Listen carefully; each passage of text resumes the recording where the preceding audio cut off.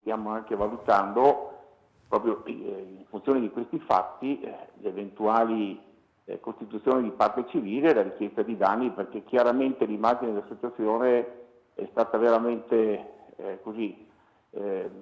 messa, come giusto come avete detto, è stata messa veramente in cattiva luce da comportamenti che, ripeto, non sono e non fanno parte dell'Associazione Nazionale Alpini e dei suoi soci.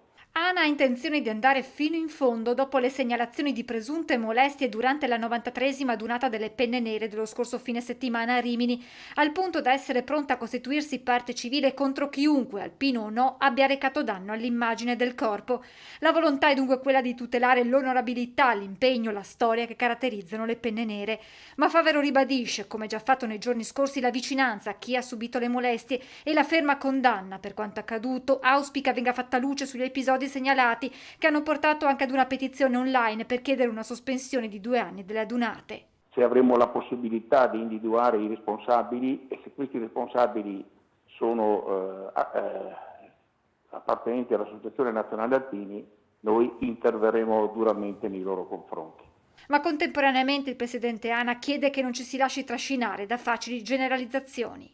Quelli che hanno fatto non sono degni di chiamarsi alpini se sono alpini. Certo. Vanno messi da una parte. Favero chiarisce poi che le presunte molestie sarebbero avvenute in momenti in cui la competenza dei controlli non era affidata all'ANA.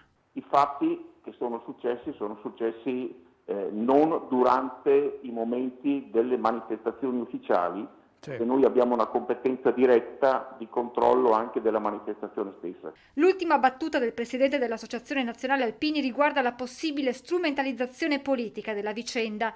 ANA non vuole sbilanciarsi e su questo, al momento, si dice prudente. Però noi su questo fatto, su questo andremo fino in fondo su tutti gli aspetti.